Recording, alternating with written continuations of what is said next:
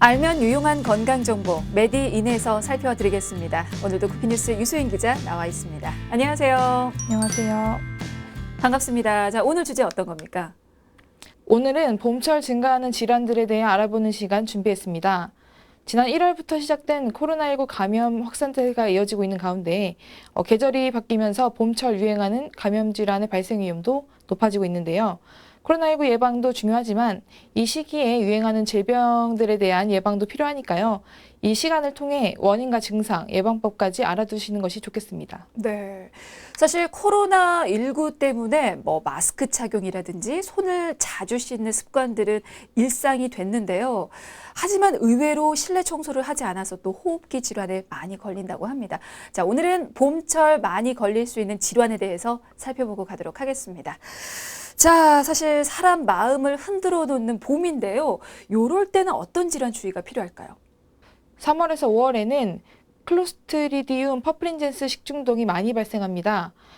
식품의약품안전처의 2013년부터 2017년까지 퍼플린젠스 식중독 발생 현황을 보면 전체 환자의 55.6%가 봄철에 발생했는데요.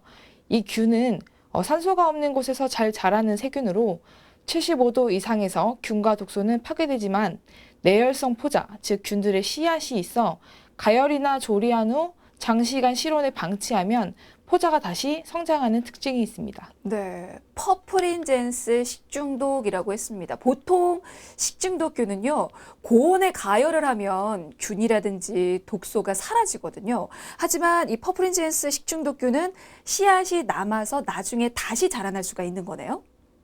네, 그렇습니다. 그래서 단체 급식소에서 음식을 대량으로 조리한 후 상온에서 장시간 보관했다가 섭취하면 감염 위험이 높아질 수 있습니다. 네, 그러니까 고온에 조리를 했다고 하더라도 이게 상온, 그러니까 실온에 보관을 오랫동안 하면 다시 감염이 될 수가 있는 건데 그렇다고 하면 일단은 그냥 보통 식중독균들과는 좀 많이 좀 다르지 않나라는 생각도 들어요. 그러면 이 퍼플린젠스 식중독 이거는 어떤 특징들이 있는 겁니까?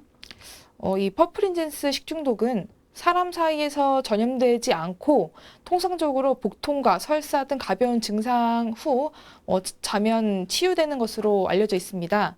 하지만 영아와 노인에게는 탈수와 같이 심각한 합병증이 나타날 수 있어 주의가 필요합니다. 네, 합병증 조심해야죠. 어린아이라든지 노인의 경우에는 더욱더 주의를 좀 기울이셔야 될 것 같습니다. 자, 그러면 퍼플린젠스 식중독 이건 어떻게 예방할 수 있습니까? 육류 등 식품은 완전히 익혀서 섭취하고 조리된 음식은 가능한 2시간 이내에 먹는 것이 좋습니다.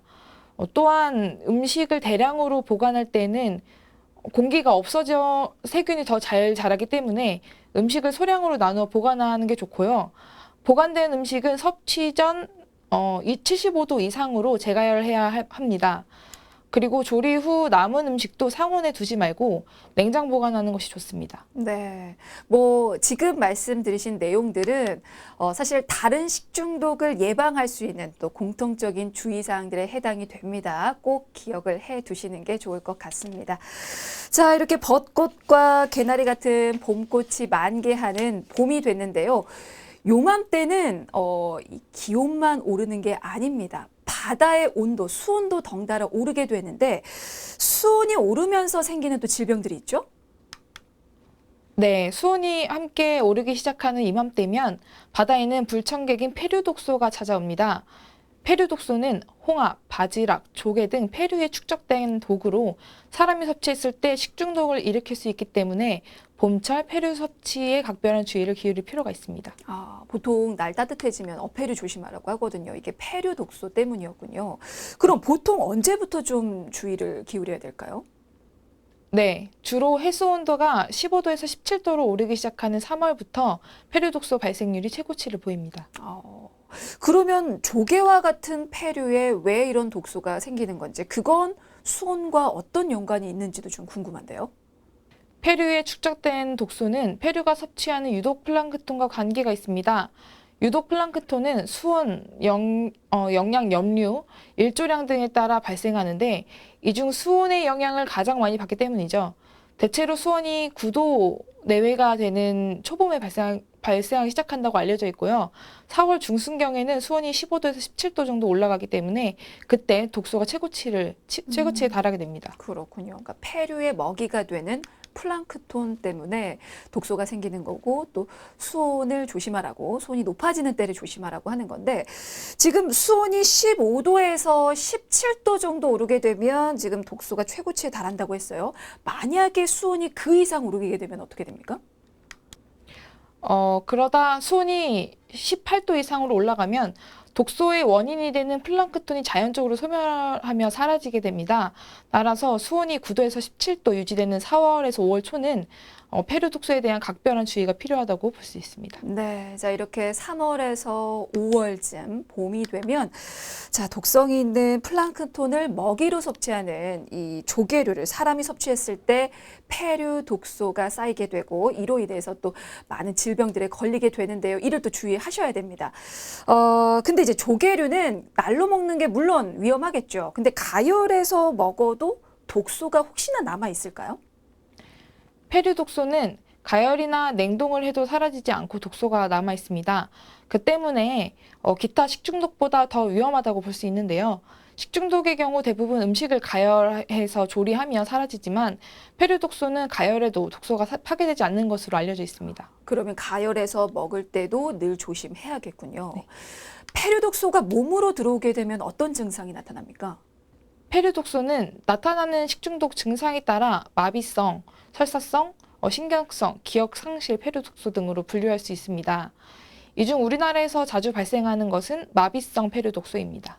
마비성 폐류 독소. 이거는 독소가 있는 폐류를 먹었을 때 뭐 마비 증상을 나타나게 되는 겁니까? 네, 마비성 폐독은 섭취 후 30분 이내에 입술 주위 마비에 이어 점차 얼굴, 목 주변으로 퍼지면서 두통, 메스꺼움, 구토 등을 유발하고 심한 경우 근육마비, 호흡곤란으로 사망을 초래할 수도 있습니다. 네, 이게 폐류 독소를 줄여서 폐독이라고도 부르는군요. 알겠습니다. 자, 그러면 마비 증상을 일으키는 마비성 폐류 독소는 어떤 겁니까?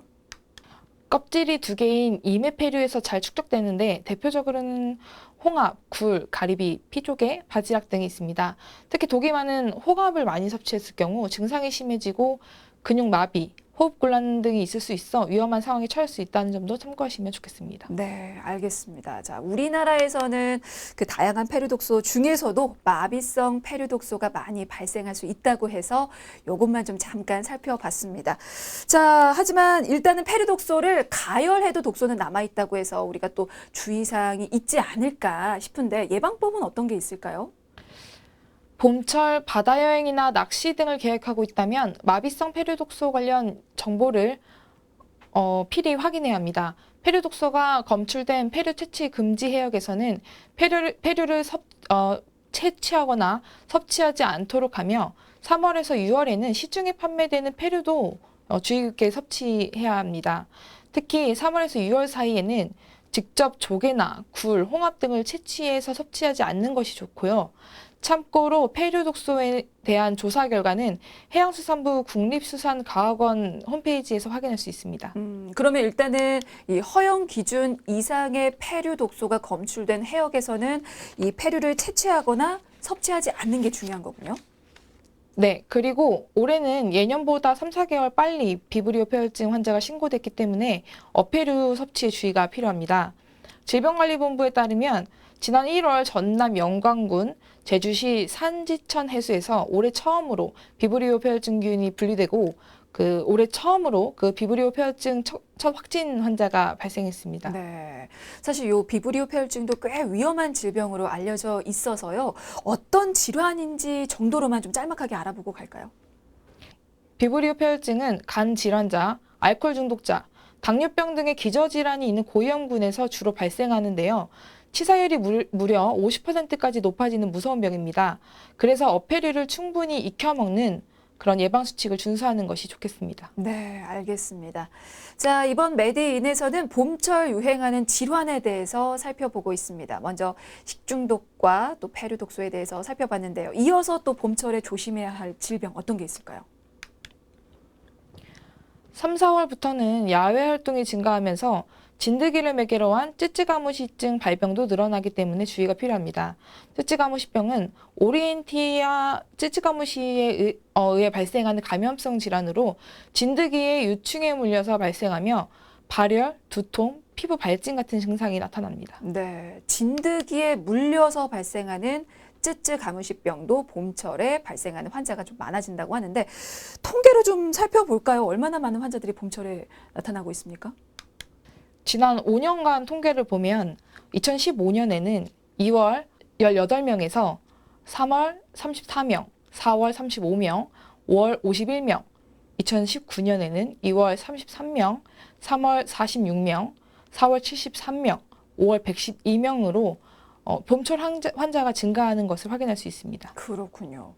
알겠습니다. 그리고 앞서서 쯔쯔가무시병은 뭐 발열, 두통, 피부 발진 등의 증상이 나타난다고 했는데 야외 활동 후에 이런 증상이 나타나면 바로 병원 가서 좀 치료를 받아야 될까요? 네, 초기 증상은 발열, 오한, 두통 등이 나타나는데 이때 적절한 항생제 치료를 하는 경우 대부분 별 문제 없이 지나갈 수 있습니다. 하지만 치료 시기를 놓치면 심한 경우 호흡 곤란이나 뇌수막염, 뇌염 같은 이제 심한 합병증으로 발생해서 사망하는 경우도 있기 때문에 조기 치료가 중요합니다. 네. 또 이 쯔쯔가무시증은 백신이 없고 한번 병을 앓고 난 이후에도 재감염이 발생할 수 있어 진드기에게 물리지 않는 것이 가장 좋습니다. 아, 예방이 또 중요하겠군요. 그러면 예방을 하려면 우리는 어떤 노력들을 좀 기울여야 될까요? 진드기에 물리는 것을 예방하기 위해서는 풀밭 위에 앉거나 눕지 말아야 합니다. 또한 야외 활동할 때는 그 팔다리가 드러나지 않도록 긴 소매를 입고 옷은 풀밭에 벗어두지 않도록 해야 하고요. 집에 들어와서는 바로 세탁하는 것이 좋고 샤워를 하고 몸 구석구석 진드기가 붙어 있는지 꼼꼼히 확인할 필요가 있습니다. 네, 뭐 일단은 신체 노출을 최소화하고 그리고 풀밭 위에 눕지 말고 뭐 바깥에 나갔다 와서는 바로바로 옷을 세탁하고 더불어서 샤워 그리고 목욕을 꼭 하셔야 합니다. 더불어서 혹시 외출 갔다 와서 발열 같은 이상 증상이 나타나면 또 바로바로 치료를 받으셔야겠죠. 자, 지금까지 쯔쯔가무시병에 대해서 살펴봤고요. 또 봄철 유행하는 질환 어떤 게 더 있습니까? 봄에는 모기도 조심해야 합니다. 현재는 제주, 전남 지역에서 올해 첫 번째로 일본 내염 매개 모기인 작은 빨간집 모기가 채집되면서 전국에 일본 내염 주의보가 발령된 상태인데요. 작은 빨간집 모기는 논이나 동물 축사, 웅덩이 등에서 서식하는 암갈색의 소형 모기로 주로 야간에 흡혈 활동을 하는 것으로 알려져 있습니다. 네. 사실 예전에는 모기가 여름에 주로 많이 발견이 됐었는데 이제는 봄철에 또 주의해야 할 곤충이 됐네요. 근데 이제 더군다나 이미 일본 뇌염 매개 모기가 발견이 됐다고 하니까 주의를 기울이셔야 되는데 올해는 좀 다른 때보다 더 일찍 발견이 된 거죠? 일본 내염 매개 모기가 채집된 제주, 부산, 전남 등 남부 지역의 1, 2월 평균 기온이 평년 대비 2.3에서 2.6도 상승했기 때문으로 추정되고 있습니다. 네, 이제는 봄에도 모기 물릴 것을 조심하셔야 되는데요. 이 작은 빨간집 모기에 물리면 어떤 증상이 생깁니까? 99% 이상의 무증상 또는 열을 동반하는 가벼운 증상을 보이지만 일본 내염 환자의 250명 중 1명에서 치명적인 급성 뇌염으로 진행될 수 있고요. 또 이 중 20에서 30%는 사망에까지 이를 수도 있습니다. 네, 물론 대부분은 문제가 없지만 간혹 일부 몇 분들에게 치명적으로 나타날 수가 있으니까 이게 사실은 가능하다면 예방접종을 맞는 게 좋겠어요. 네, 그래서 우리나라에서는 현재 만 1에서 12세의 소아에게 일본 내염 예방접종을 하도록 하고 있습니다. 생후 12에서 24개월 기간 중 2회 접종을 하고 2차 접종 12개월 후 3차 접종을 실시해 기초 접종을 완료한 후 만 6세와 만 12세에 각 1회씩 추가 접종하는 것을 권고하고 있습니다. 네, 뭐 일본 내염 예방을 위해서는 이렇게 예방 접종이 있고요. 그리고 하나 더 있습니다. 무엇보다도 모기에 물리지 않도록 조심하셔야겠죠. 자, 알겠습니다. 자, 그리고 봄철 하면 꽃가루 날려서 굉장히 괴로워하시는 분들이 상당히 많습니다. 알레르기성 질환 때문인데요. 대표적으로 어떤 질병이 있을까요? 대표적으로 알레르기성 결막염을 들 수 있습니다. 알레르기 결막염은 눈을 감싸고 있는 결막에 알레르기로 인해 염증이 생기는 질환인데요. 초기에는 알레르기 치료제와 인공 눈물 등으로 1, 2주 정도 내에 해결할 수 있는데, 하지만 그런 눈을 자꾸 만지거나 비비고 제때 치료를 받지 않으면 시력 저하 등의 문제가 발생할 수 있습니다. 맞습니다. 이맘때면 꼭 찾아오는 황사 그리고 미세먼지 같은 유해 물질 때문에 알레르기성 결막염 발생률이 높아지는데요. 이걸 예방하려면 어떻게 해야 될까요? 미세먼지, 꽃가루가 날리는 계절에는 되도록 외출을 삼가고 손 씻기 등의 개인 위생을 철저히 하는 것이 중요합니다. 특히 손은 비누 등을 이용해 흐르는 물에 30초 이상 꼼꼼히 자주 씻어야 합니다. 특히 콘택트 렌즈 에 흡착된 미세먼지는 점막을 통해 흡수돼 알레르기성 염증 반응을 일으킬 수 있기 때문에 가급적 렌즈 대신 안경을 쓰는 게 좋고요. 만약에 렌즈를 착용하는 사람이라면 렌즈 착용 전 손톱 밑까지 깨끗하게 씻는 것이 중요합니다. 네. 사실 큰 일교차와 급격한 환경 변화로 우리 몸이 쉽게 피로해지는 계절이 바로 이 봄입니다. 때문에 면역 체계가 약해지기 쉽고요. 더불어서 각종 질병에 잘 노출될 수가 있기 때문에 바로 이 시기에 건강에 더 주의하시길 바라겠습니다. 자, 오늘 메디인은 여기까지고요. 지금까지 쿠키뉴스 유수인 기자였습니다. 고맙습니다. 감사합니다.